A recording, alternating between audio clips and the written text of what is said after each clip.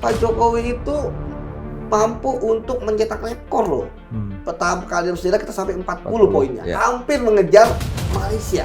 Pak Jokowi saat itu ya tidak bisa berbuat apa-apa ya, karena pertaruhannya dia mau second term atau tidak gitu.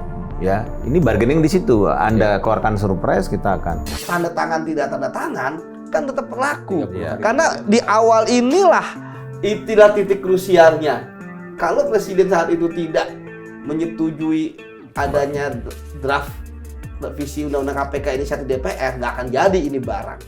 Pak Jokowi ini kan sekarang dia tidak punya basis partai yang besar. Ya. Gibran juga sama. Jadi dia ingin mendapatkan kekuatan dari masyarakat sipil sekarang, civil society gitu. Jadi dengan harapan, tentu saja seperti yang kejadian yang sudah ada gelombang dukungan besar gitu loh. Yang ini akan menekan kekuatan politik yang ada di parlemen maupun di eksekutif gitu. Assalamualaikum Sobat DN. Dua pernyataan menarik muncul hampir bersamaan dari Presiden ke-7 Jokowi dan Wakil Presiden Gibran Rakabuming Raka. Setelah mantan Ketua KPK Abraham Samad menyatakan usulannya kepada Presiden Prabowo untuk mengembalikan KPK ke Undang-Undang 2002 sebelum revisi Undang-Undang KPK 2019 yang terbukti melemahkan KPK.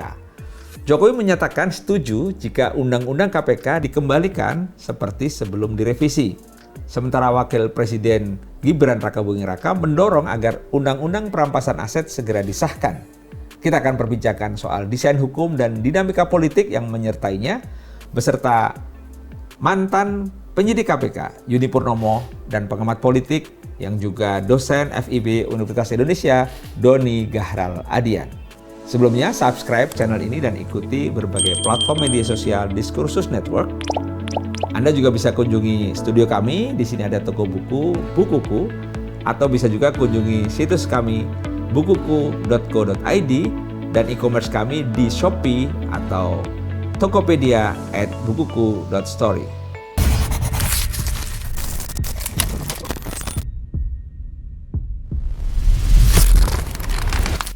Selamat datang di Open Minded.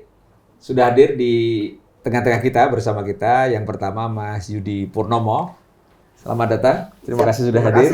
Mantan penyidik KPK yang kita sering lihat di layar sangat keras dalam beberapa hal, terutama menyangkut pemberantasan korupsi ya. Kemudian yang kedua, Mas Doni Gahral Adian, dosen UI yang juga pengamat politik. Mas Doni, terima kasih sudah hadir. Terima kasih Mas Aman. Kita akan bahas hari ini mengenai beberapa hal, tapi sebenarnya itu satu rangkaian, satu nafas. Yang pertama, ketika kemarin beberapa tokoh yang katakanlah quote-unquote oposisi diterima Presiden Prabowo untuk bicara dalam waktu yang cukup lama itu ya. Berapa jam itu ya, 5 jam atau berapa. Kemudian salah satunya adalah mantan Ketua KPK Bang Abraham Samad menyampaikan di publik bahwa Bang Abraham menyampaikan soal usulan untuk mengembalikan Undang-Undang KPK yang lama supaya KPK menjadi kembali menguat, tidak melemah seperti sekarang. Sebagaimana kita tahu sekarang kan KPK dianggap melemah, kemudian indeks persepsi korupsi kita agak terjun bebas dari 37 sekarang 34 ya. Ya, anjlok ya 34 yang setara dengan Nepal ya. Tapi yang menarik adalah bahwa setelah Bang Abraham Samad menyampaikan itu kepada Presiden Prabowo, meskipun belakangan dibantah sama istana ya, tetapi kan kemudian muncul di publik, bahkan Pak Jokowi, Presiden ke-7, menyampaikan setuju untuk Undang-Undang KPK dikembalikan ke Undang-Undang sebelum revisi tahun 2019 ya. Undang-Undang 19 tahun 2019 ya. Kembali ke 2002. Kembali ke 2002. Oke, apa pernyataan Pak Jokowi? Sama-sama nanti kita lihat. Ya, saya setuju. Bagus. Karena itu dulu inisiatif DPR loh. Jangan keliru ya. Inisiatif DPR. Tanggapannya bahwa itu di revisi waktu pemerintahnya Pak Jokowi itu seperti apa? Ya memang saat itu atas inisiatif DPR direvisi. Tapi saya nggak tanda tangan. Oke. Dari pernyataan mantan Presiden Jokowi yang pada waktu itu revisi Undang-Undang KPK terjadi pada zaman Pak Jokowi. Seperti itu tanggapannya. Mungkin saya ingin respon dulu dari Mas Yudi sama Oke. silakan. Ya, jadi ya memang saya adalah salah satu pelaku sejarah yang menolak ya revisi Undang-Undang KPK karena dulu saya adalah ketua wadah pegawai KPK, serikat pekerjanya pegawai-pegawai KPK, di mana waktu itu kan yang menolak bukan hanya pegawai tapi juga sampai unsur pimpinan, bahkan salah satu pimpinan kan sempat mau mengundurkan diri ya, Pak Saud ya, ketika kemudian undang-undang ini diberlakukan. Dan memang undang-undang revisi ini tahun 2019 saat itu kan kita tahu bahwa itu benar-benar melemahkan KPK dan KPK pun juga tidak dilibatkan. Ya. Ya. Supaya lebih detail kan kita lihat ya, apa saja sih poin-poin utamanya? Ya. Kalau nggak salah waktu itu ada 20 Iya, banyak lah ya. banyak Hal-hal yang krusial waktu itu yang sangat terlihat itu melemahkan KPK. ya. Ada beberapa hal yang waktu itu kita suarakan ya. Jadi gini, ketika dulu KPK berdiri pada masa beberapa tahun setelah reformasi kan, karena emang semangat zamannya ingin korupsi berantas. Ketika itu kan kepolisian dan kejaksaan itu dianggap belum mampu untuk memberantas korupsi, maka dibentuk lembaga baru sebagai lembaga penegak hukum yang kemudian dia mengambil porsi jaksa dan porsi polisi ya sebagai lembaga penegak hukum. Ya walaupun tidak murni ya, karena tetap ada dari polisi ada, kemudian dari jaksa ada. Jadi bukan hanya orang-orang sipil yang independen saja, tapi memang itulah politik ya. Pasti juga waktu itu ketika berdiri KPK dinamikanya begitu tinggi ya, antara draft naskah akademis sama kemudian hasilnya kan tentu ada berjening-berjening. Tapi terlepas dari itu jadilah undang-undang tersebut. Ini yang menarik ya, bahwa ketika undang-undang itu jadi, KPK ternyata mampu untuk, walaupun sebenarnya bagi saya Undang-Undang 30 tahun 2002 itu belum terlalu ideal ya. Tetapi setidaknya dengan undang-undang itu, karena itu mampu dimanfaatkan oleh orang-orang yang berada di KPK untuk memberantas korupsi. Dulu omongan-omongan yang ada di warung kopi bahwa ketika ingin menang proyek itu bayar, berhasil dibuktikan bahwa benar. Ketika ingin menduduki jabatan bayar, ternyata benar. Ketika ada proyek-proyek diduitin, benar. Ketika ada menteri korup, dulu kan hanya omongan aja. Pada masa Orde Baru kan tidak, kita mengatakan korup-korup, tapi kan yang dibawa ke pengadilan nggak ada secara yang besar-besar ya, big fish ya. Tapi KPK berhasil membuktikan pada saat itu. Ingat loh, ketua DPR, ketua DPD, ketua MK, ketua ketum partai, itu dengan undang-undang itu berhasil disikat oleh KPK. Dan yang menarik, indeks persepsi korupsi Indonesia yang awal dari reformasi 20, 21, 22 meningkat drastis. Bahkan sebenarnya Pak Jokowi itu mampu untuk mencetak rekor loh. Pertama kali dalam kita sampai 40 poinnya. Hampir mengejar Malaysia di sekitar 50-an. Tapi 2018 itu dengan ada 30 OTT ya, rekor juga. Menarik. Ya, bahwa ternyata ya ada backfire, ada inilah perlawanan. Ada perlawanan. Ya, misalnya fight back gitu ya. Sebenarnya revisi Undang-Undang KPK ini sudah dari zaman dulu disampaikan. Nah, kan ketika kemudian revisi dimulai 2018 ya. Enggak, dari zaman sebelumnya. Dan upaya untuk merevisi ya? Betul, dan inisiatif di DPR. Saya paham kenapa kemudian inisiatif di DPR. Karena banyak sekali anggota-anggota DPR, anggota partai dan sebagainya, itu kan ditangkepin. Sehingga kemudian akhirnya menciptakan, ya kan? Oh, KPK ini harus direvisi nih, karena terlalu kuat. Walaupun alasan mereka merevisi adalah untuk memperkuat, ya kan? Jadi nggak salah juga dong yang disampaikan Pak Jokowi bahwa memang inisiatif DPR kan? Kan ketika itu rancangan undang-undang kan udah beredar dari lama tuh, dari 2012 juga 2015 dengan berbagai macam versi, ya Mas ya.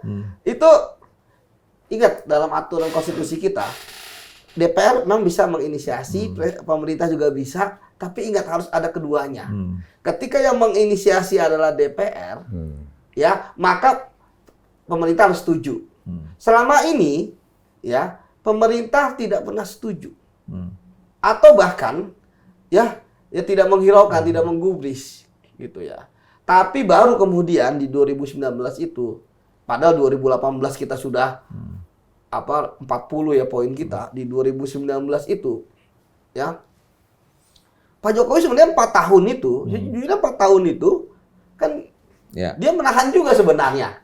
Dan ya 2019 itu kan baru awal, di akhir periode pertama. Akhir periode pertama.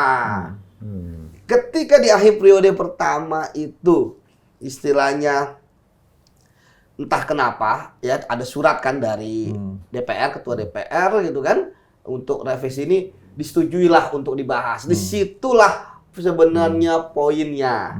Karena tadi undang-undang itu sampai kiamat pun tidak jadi kalau misalnya tidak ada persetujuan presiden untuk membahas. Melalui surprise itu Betul. ya, surat presiden itu ya. intinya. Jadi sebenarnya kan bukan terlalu Nah, ini kan menarik ya, kenapa kemudian presiden mau untuk membahas itu dengan mengirimkan ada dua bang waktu itu Menkumham, Menteri Hukum dan Ham, dan Menteri Pan-RB.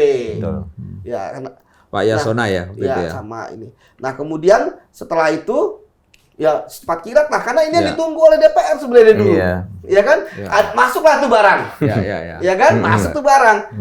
Akhirnya cepat kilat, ya dalam waktu sebulan jadilah tuh undang-undang. Karena emang udah lengkap dari dulu persiapannya. Nah, kemudian ini kan yang menarik. Ya, istilahnya memang Pak Jokowi, beliau akhirnya kan jadi ada dua hal sebenarnya yang tadi katakan beliau yang benar ya, bahwa pertama memang inisiatif DPR. Yang kedua, ketika beliau tidak tanda tangan, itu kan sebenarnya hanya sebagai pernyataan sikap saja. Ya, tetapi tanda tangan tidak tanda tangan kan tetap berlaku. Karena di awal inilah itulah titik krusialnya.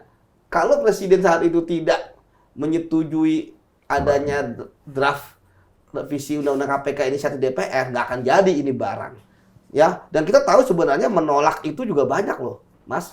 Ya kan, demo di mana-mana, bahkan ada yang meninggal. Dan waktu itu kan tokoh-tokoh nasional kan datang juga ketemu Pak Jokowi kan. Iya, pasca itu kan mendesak untuk Perpu, termasuk ada Pak Mahfud juga di situ. Kan? Iya, betul.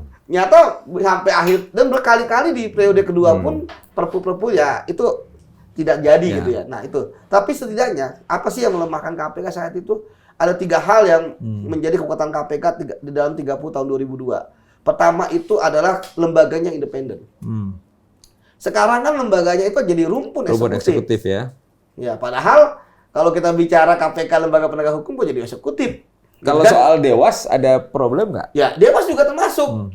Ya kan? Dewas, bahkan Dewas itu diamini oleh MK, ya. RUU itu tidak boleh dia meminta izin. Akhirnya kan diterima. Jadi penyidik tidak boleh lagi tidak minta izin lagi sama dia pemberitahuan. Karena bukan lembaga penegak. Jadi kan artinya undang-undang itu dibuat ya kan secara ya tidak jelas gitu untuk kan. Untuk mengamputasi sebagian orang KPK ya. Semangatnya. Kemudian pegawainya dijadikan ASN. Padahal dulu adalah pegawainya KPK. Kalau sekarang jadi ASN, ada fungsional tertentu yang dia harus menginduk kepada suatu kementerian. Ya kan? Ada kemudian ke BKN, pelatihan ke LAN, kemudian ke Menpan LB untuk formasi jabatan, ya kan? Perekrutan di BKN. Ya, kemudian kewenangan. Kewenangan misalnya KPK bisa mendirikan KPK daerah udah nggak ada. KPK meresahkan masyarakat menangani kasus korupsi yang meresahkan masyarakat atau menjadi perhatian masyarakat sudah nggak ada. Jadi ketika sekarang kemudian omongan-omongan kita saat itu ini akan melemahkan, kan terbukti seperti itu. Mas. Artinya kalau ini sebagai momentum lah katakanlah begitu ya, wacana yang diawali oleh Bang Abraham Samad disambut oleh Pak Jokowi, secara politik memungkinkan nggak untuk kembali ke undang-undang dalam konstelasi politik saat ini ya, Bang Doni mungkin bisa memberi perspektif. Iya, sekarang kita kembalikan kepada pemimpin tertinggi ya, presiden ya. Apakah dia punya political will ya, dan apakah dia cukup didukung oleh kekuatan-kekuatan politik yang ada untuk mengembalikan itu. Nah, saya mau komentar sedikit tentang kenapa Pak Jokowi itu mengeluarkan surprise di tahun 2019 di akhir jabatan. Karena itu mau election day. Gitu loh. Jadi sebenarnya kita bisa membaca ini sebagai bargaining politik. Political games juga Iya, ya. political games sebenarnya, ya kan? Karena kan kita tahu kan ini partai-partai besar semuanya mendorong ya revisi ini. Semuanya awalnya. Iya, semuanya gitu. Oposisi, Dan- koalisi. Oposisi koalisi semuanya. Dan ini adalah ya bahan baku politik untuk 2019-2024 gitu Ya, kan, ya, untuk ya. next term, untuk second term. Jadi disitulah saya kira Pak Jokowi saat itu ya tidak bisa berbuat apa-apa ya, karena pertaruhannya dia mau second term atau tidak gitu. Ya, ini bargaining di situ. Anda keluarkan surprise, kita akan. Nah, kalau sekarang bicara politik, Pak Prabowo punya basis politik yang cukup kuat, ya. Nah, pertama, yang kedua juga Pak Prabowo berkali-kali kan mengatakan ya dia membawakan hidupnya, ini legacy yang dia mau buat. Ya tinggal publik semua menunggu nih, ya.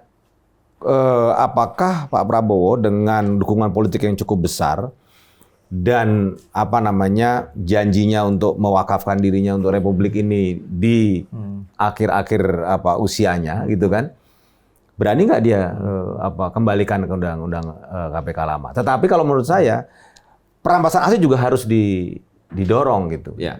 Nah, untuk perampasan aset ini seiring sejalan nih ya. Pak Jokowi merespon soal mengembalikan undang-undang KPK yang lama. Kemudian anaknya yang sekarang wakil presiden, Gibran juga menyampaikan bahwa undang-undang perampasan aset kayaknya perlu didorong untuk disahkan tuh. Kita bisa lihat ada cuplikan videonya ya. Kita sungguh-sungguh ingin memberantas korupsi, maka koruptor harus dimiskinkan. Oke. Dalam RUU perampasan aset ini kan sebenarnya substansinya aset recovery kan sebenarnya, mengembalikan kepada negara kan.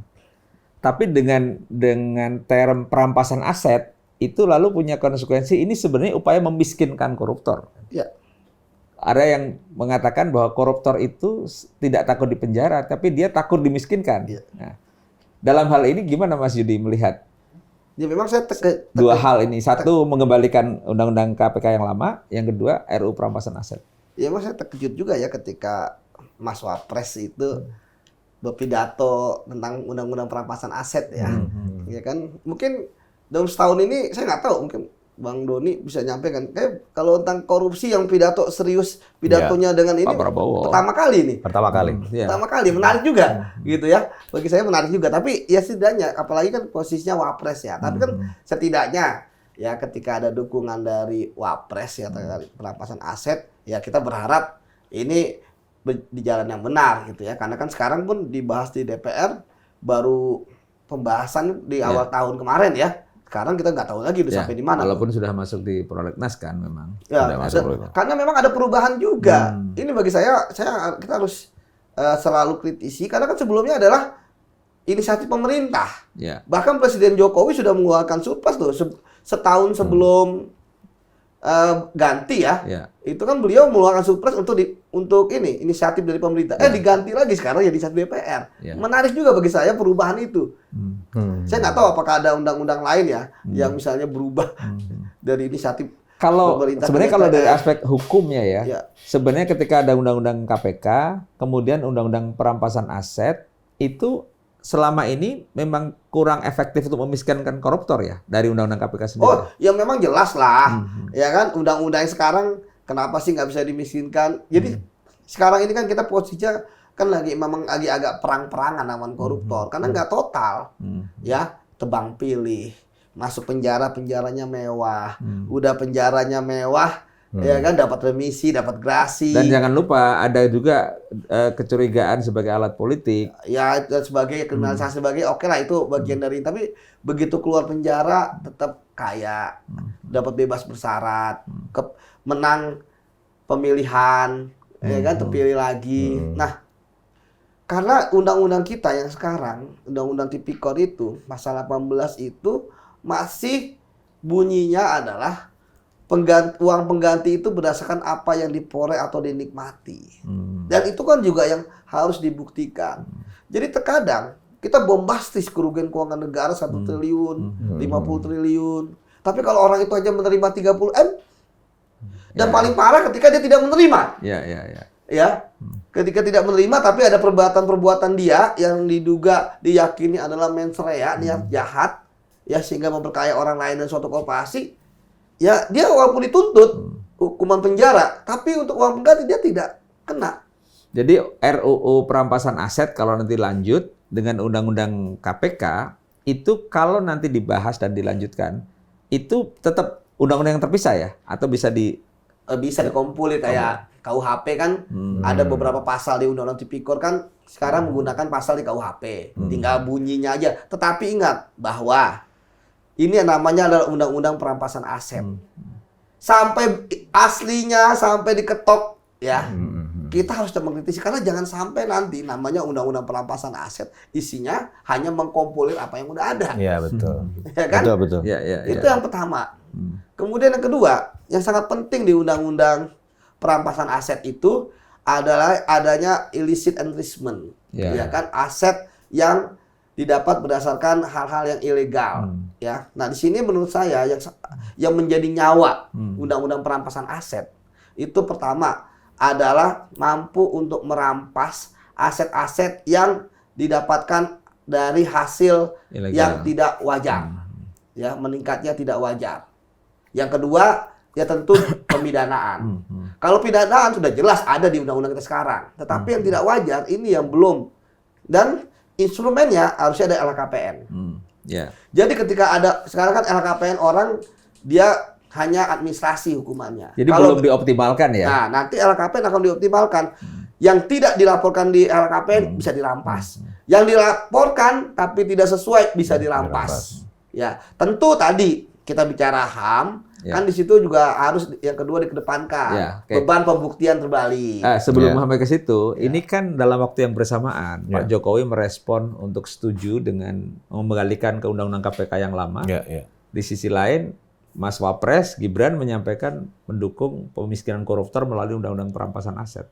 Secara politik ini melihatnya gimana? Apa ada agenda politik tertentu barangkali ya? Mungkin kebetulan Mas Doni, atau ya itu dia. Kan nggak ada yang kebetulan sebenarnya.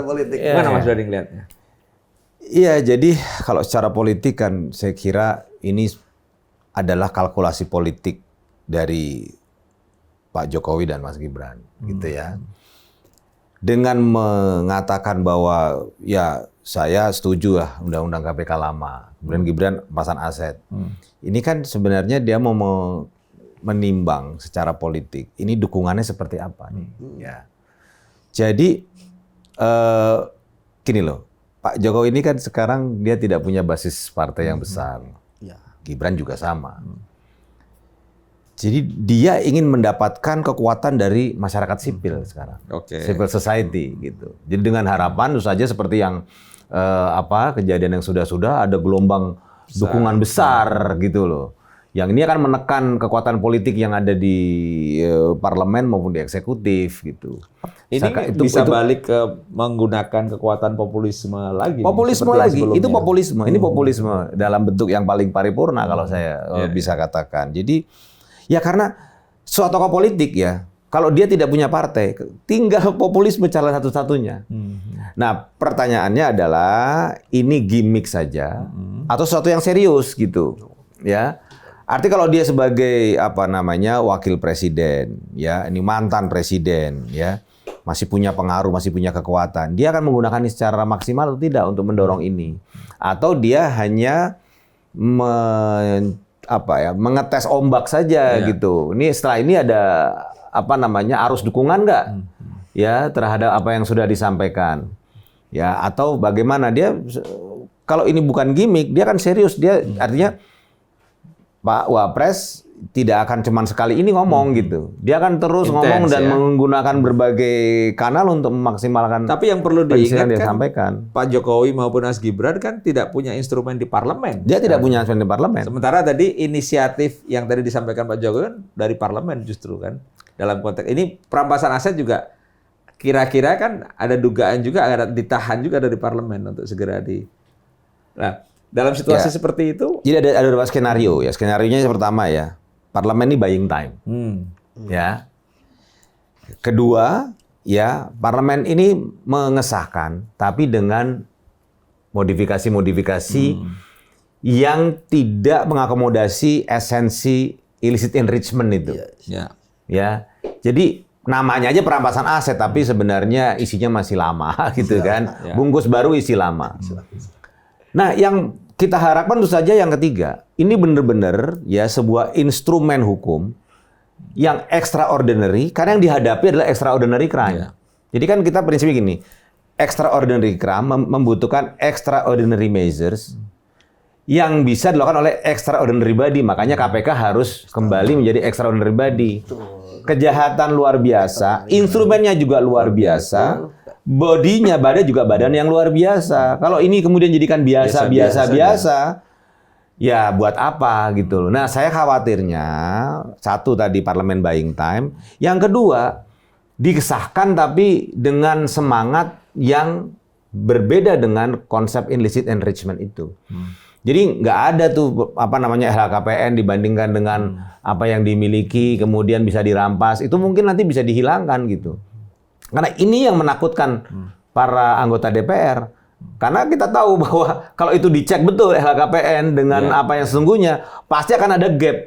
Kalau gap ini kemudian dibebani pembuktian terbalik, ya mereka nggak bisa ngomong, bisa diambil oleh negara.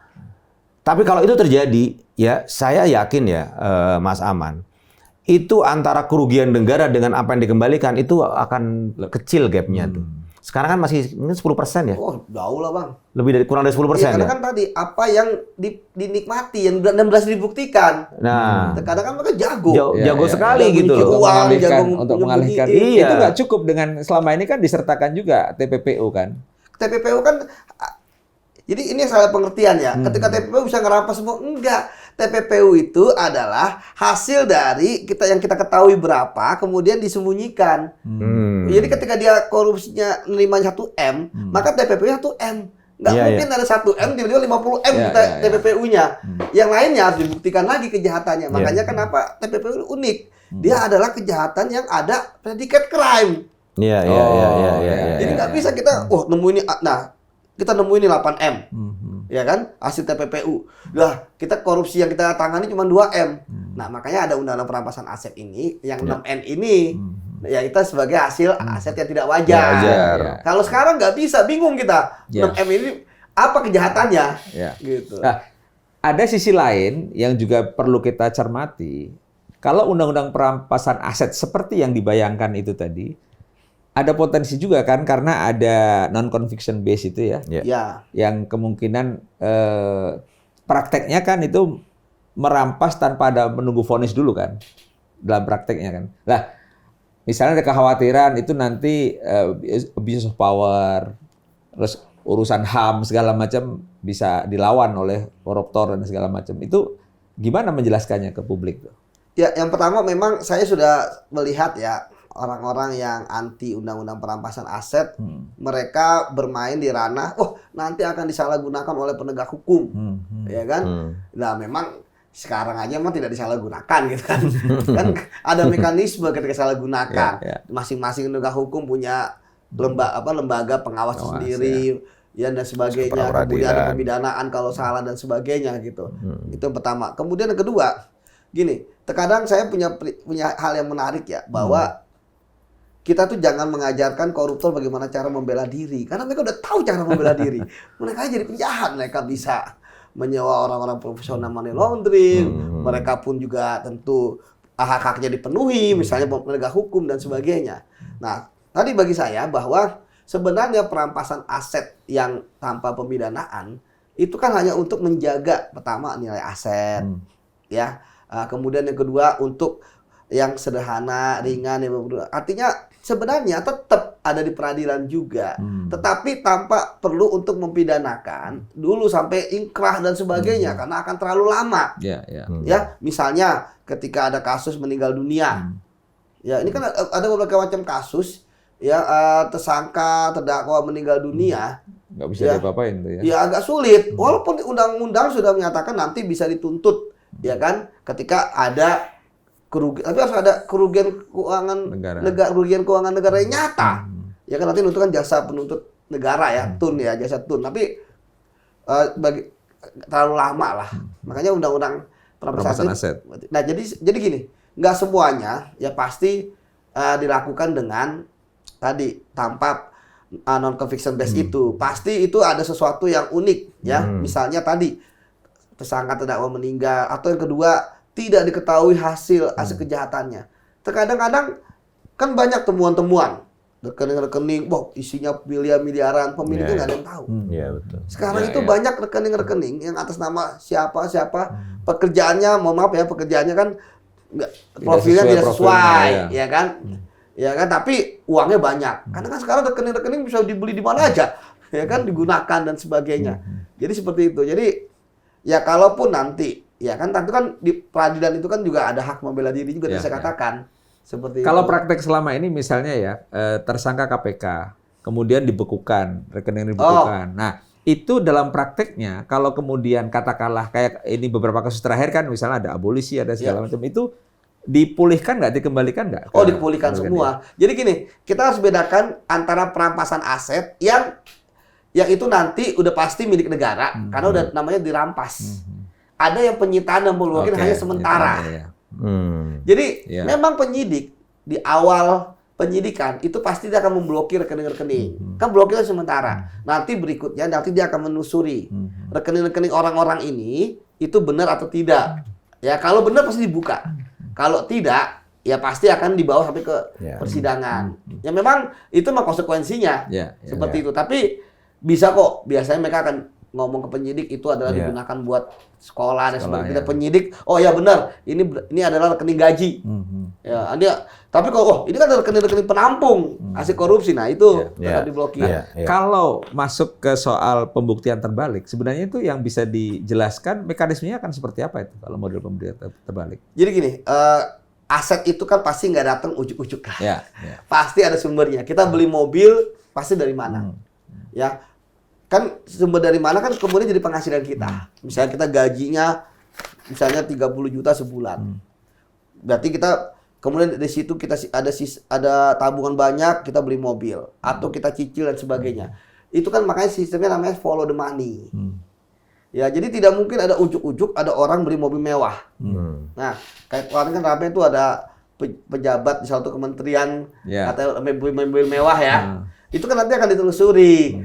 Ya kan? Belinya dari mana, rekening yang mana. Kalau belinya cash misalnya, gimana cara dia punya uang cash di rumah, ya kan?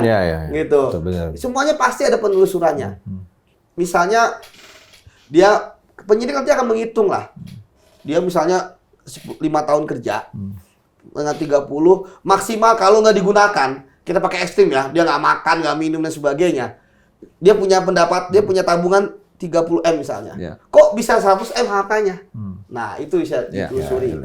Mas Doni, kalau melihat semangat katakanlah ini momentum untuk mengembalikan revisi Undang-Undang KPK ke Undang-Undang yang lama, kemudian mendorong RU perampasan aset, ini sebenarnya lebih pada agenda hukum atau agenda politik kalau melihat dari tadi di awal sudah ada nuansa politik sebenarnya yang lebih dekat sebenarnya. Sementara ada pertarungan secara nyata tuh. Iya, saya kira ada dua-duanya ya. Agenda politik tentu saja, ya tadi yang sudah saya sampaikan. Ya, ini kan sebuah kalkulasi ya tentang apakah instrumen ini ya akan mendapatkan dukungan basis massa yang luas atau tidak. Dan ini adalah political capital gitu loh. Ya, buat siapapun ini. Nah, makanya Gibran sudah ngomong. Nah, cuman kan kita mau cek lagi apakah dia cuma ngomong sekali normatif atau dia masuk sampai level teknis soal illicit enrichment itu, karena ini esensinya gitu. Kalau cuma ngomong normatif ya sesuatu yang seharusnya seyogyanya ya semua orang bisa. Tapi kalau dia sudah sampai pada tadi saya sampaikan bahwa kita butuh instrumen luar biasa untuk kejahatan luar biasa. Oleh karena itu roh dari Undang-Undang perampasan aset adalah illicit enrichment itu. Nah, kalau dia sampai ngomong ke situ berarti emang dia ingin mendorong sesuatu ini secara serius. Nah, tapi apakah kalkulasi politik yang bersangkutan, Mas Gibran itu mengatakan bahwa dia harus sampai ke sana? Gitu. Dia sekarang lagi nguji nih, lagi nguji dukungan ya. Dan kalau dari saya sih melihat bahwa ya terlepas ini sebuah kalkulasi politik. Tapi ini kan momentum bagi civil society untuk bergerak nih. Ya, untuk mendorong ya sungguh-sungguh agar semua kekuatan politik yang ada sekarang itu tidak main-main gitu. Artinya jangan sampai memelencengkan esensi dari RUU perampasan aset, karena Mas Aman, ini bukan cuman instrumen penindakan loh. Kalau ini disahkan, ini jadi instrumen pencegahan karena orang akan berpikir dua kali. Ya, kalau dia mau jadi pejabat, ya dia akan berpikir dua kali untuk mencari kekayaan secara tidak wajar. Dia, dengan kata lain, kalau jadi pejabat, dia hanya akan makan dari uang gajinya, gitu loh. Kalau ada undang-undang ini, karena begitu ada gap, nah dia nggak bisa buktikan, selesai. Gitu. Nah, tarik Mas Ahmad ya tentang yang disampaikan oleh Bang Doni ya, karena pengalaman saya kan Pak Jokowi kan juga dulu pernah di awal dia mau jadi presiden menggunakan pemberantasan korupsi sebagai upaya untuk naik ya, dan itu kan diterima masyarakat karena saya bukan ahli politik, ahli media tapi saya melihat kalau orang membicarakan isu korupsi ya itu pasti namanya naik di mata masyarakat. Betul. Ya kan, ingat Pak, di awal itu kan Pak Jokowi kan pidatonya ingin memperkuat KPK loh, ada tambahan 1.000 penyidik, ya kan, padahal ada 300 saja udah bagus gitu, padahal nggak ada gitu. Jadi maksudnya memang menarik ya. Jadi kayak dejavu saya lihatnya. Termasuk tadi menyaring menteri merah dan sebagainya. Ketika kondisi ekonomi turun, maka kampanye politik akan sangat pada pemberantasan korupsi seksi sebagai kampanye politik. Nah, revisi 2019 itu kan itu sebenarnya memereteli ya struktur kelembagaan KPK, terutama dari sisi independensi dan seterusnya. Nah, kalau mau dikembalikan di satu sisi dikuatkan lagi dan ditambah dengan undang-undang perampasan aset, itu kan luar biasa sebagai tadi kalau itu menjadi amunisi politik ya untuk menarik minat publik ya, untuk mensupport ya. Nah, dalam situasi ini kan kita lihat bahwa di sisi lain itu juga bisa membahayakan mereka pola politisi yang kira-kira akan duduk di kekuasaan kan, karena kan undang-undang perampasan aset mereka makin sulit untuk gampang menumpuk kekayaan kan, kira-kira gitu. Nah, dalam situasi seperti ini katakanlah dari masyarakat sipil ya, Mas Doni ngelihatnya apa yang mesti dilakukan masyarakat sipil dalam konteks ini? Ya ambil momentum ini, bicara di publik ya, forum-forum semua dibuka mengenai ini gitu. Kalau perlu demonstrasi lagi ke DPR untuk segera mengesahkan dan sekali lagi pesannya jangan memelencengkan esensi dari undang-undang perampasan aset. Jadi jangan mengordinarikan instrumen hukum yang sebenarnya extraordinary. Kan kita ingat juga waktu revisi undang-undang KPK itu kan demonstrasi besar-besaran kan, reformasi di korupsi dan sebagainya itu ya, itu kan keras sekali kan situasinya. Nah, tapi sekarang ketika ada momentum ini, itu Mas Yudi sebagai mantan penyidik KPK, apa yang bisa didorong, katakanlah dulu ada 57 mantan pegawai KPK yang kemudian bikin gerakan. Apa yang bisa dilakukan untuk memanfaatkan momentum ini? Sebenarnya ketika kemarin Pak Abraham Samad mengatakan bahwa dia menyampaikan pada Presiden Prabowo terkait dengan KPK harus kembali ke yang lama, itu kan pasti nggak ujuk-ujuk. Ini kan kenapa Pak Abraham mengatakan seperti itu, karena saya juga melihat belum ada presiden yang hampir di setiap pidatonya ngomongin tentang korupsi selain Pak Prabowo. Hampir setiap saat ketika berpidato dimanapun pasti ada pesan-pesan korupsi oleh Pak Prabowo, ya kan, mulai dari mengejar sampai Antartika, membuat penjara terpencil dan sebagainya. Nah, itu mungkin yang ketika Pak Abraham Samad datang, beliau ingin mempertegas itu bahwa ada hal penting untuk istilahnya menegaskan pidato-pidato Pak Prabowo ya, yaitu KPK harus kembali di reset factory. Nah, ke awal itu katanya reset pabrik ya, bukan install software atau apa, tapi kembali ke awal. Jadi merombak reset pabrik gitu kan. Nah, ini yang menarik bagi saya bahwa ketika Pak Abraham Samad mengatakan kepada media tentang pertemuannya, baik itu mengembalikan 57 pegawai, itu kan sebenarnya nggak banyak media makan. Ya. Tapi kemudian ketika Pak Jokowi yang ngomong, wah, dibahas di hampir semua TV, ya kan dan sebagainya, karena ya mungkin Pak Jokowi masih ada ini ya, power ya. Nah, tapi yang menarik bagi saya bahwa kemudian sebelum tadi saya berapa, ini kan seperti ketika Pak Jokowi ngomong kan kita seperti bola salju ya, semakin berdiri. Tapi tadi malam kan ternyata dibantah oleh istana, belum ada pembahasan, gitu kan. Menarik juga menurut Itu saya. dia nih secara politik kan, ini sebenarnya kan kalau Pak Prabowo mau mengambil momentum ini situasi yang tepat kan. Jadi Mas Judi bilang bahwa Pak Prabowo kan selalu pidato lawan korupsi, kemudian mengejar sampai ke Antartika. Secara politik kan sebenarnya bisa diambil oleh Pak Prabowo. Harus diambil. Karena kan apa sih pertaruhan beliau? Kalau Pak Jokowi dulu kan dia mau second term. Ya. Kalau Pak Prabowo mungkin, saya selesaikan ini ya masa jabatan saya dengan satu legacy hukum yang luar biasa gitu. Harus diambil dan saya kira dukungan politik beliau kan cukup kuat ya, partai beliau cukup besar gitu. Jadi jangan sampai kemudian ya terjadi bargaining politik gitu antara presiden dengan kekuatan politik yang mendukungnya. Jangan sampai oke Pak Prabowo, kita akan sahkan, tapi ini ada pasal-pasal yang mesti kita perubah dan lain sebagainya. Jadi situlah jangan sampai kemudian termakan oleh itu. Kalau beliau betul-betul ya seperti yang sudah disampaikan ya, punya komitmen luar biasa terhadap pemberantasan korupsi, ya beliau harus abaikan itu semua gitu.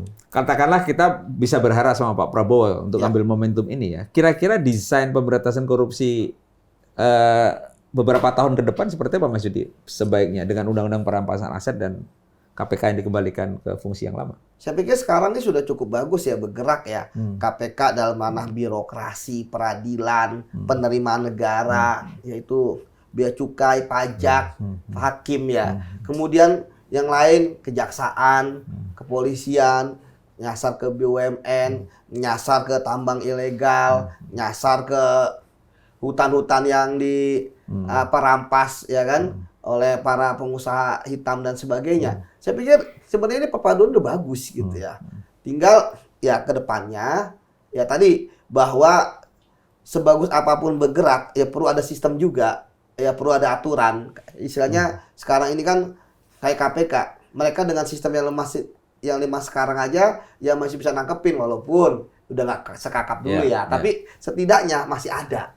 Seperti itu. Itu yang pertama. Kemudian kedua ya roadmap kita ya kan tentu kita bicara roadmap pemberantasan korupsi kan sebenarnya bukan hanya sekedar menindak ya, tapi melakukan pencegahan. Karena sekarang juga ironis ketika misalnya di salah satu provinsi 4 kali gubernurnya kena kasus korupsi. Kemarin ada OTT, padahal sebelumnya 2 wali kotanya juga kena kasus korupsi. Kemudian di peradilan gaji udah besar, 280% kenaikannya masih tetap korup gitu kan. Padahal udah 100 jutaan gitu kan per bulannya. Kemudian juga di pajak ya ketika temennya, kalau kasus ya masalah restitusi dan sebagainya biasa ya. Tapi ketika kemarin temennya ketangkep gitu kan harusnya tiarap, ternyata nggak tiarap. Artinya efek jerahnya nggak ada. Ya kan makanya saya selalu mengatakan kita jangan sampai kita di perang-perangan melawan korupsi. Selain perampasan aset, yang kedua ya sudah lama juga kita tidak melihat ada koruptor dihukum berat. Seumur hidup mungkin kalau nggak salah hanya dua orang saja itu yang kena seumur hidup. Jangan ngomongin mati, bukan mati ya, hidup aja, seumur hidup aja hanya berapa orang aja nggak dengan hitungan tangan lah gitu ya. Nah ini bagi saya adalah momentum, apalagi saya sepakat dengan Bang Doni ya, sebenarnya kan 2029 itu masih lama. Di sinilah pembuktian kaki-kakinya seperti itu. Artinya kita bisa lah ya mendorong, berharap Presiden Prabowo ngambil momentum ini ya. Bisa, sangat-sangat bisa. Dan saya kira waktunya masih ada ya. Tapi kita ingin lihat dalam waktu dekat ini ya apa yang bisa beliau sampaikan ke publik terkait dengan undang-undang RUU perampasan aset gitu. Saya ingin dengar Pak Prabowo berbicara gitu. Dan dia mengatakan bahwa RUU perampasan aset ya saya dukung penuh dan saya sangat setuju dengan prinsip ya illicit enrichment itu. Dan kalau ini terjadi, maka saya melihat bahwa 2029 itu semua yang menjadi calon kepala daerah itu akan berpikir dua kali. Akan berpikir ulang. Karena kalau itu disahkan, bisa dipastikan mereka hanya makan gaji aja tuh. Oke. Baik, kita berharap Presiden Prabowo mengambil momentum ini untuk sekali lagi semangat Presiden untuk memberantas korupsi. Dan kita tahu bahwa korupsi berhenti bukan ketika orang dipenjara ternyata, tetapi ketika hasilnya tidak bisa dinikmati. Kita bertemu di kesempatan berikutnya. Terima kasih, Mas Dodi. Terima kasih, Mas. Terima kasih, Mas.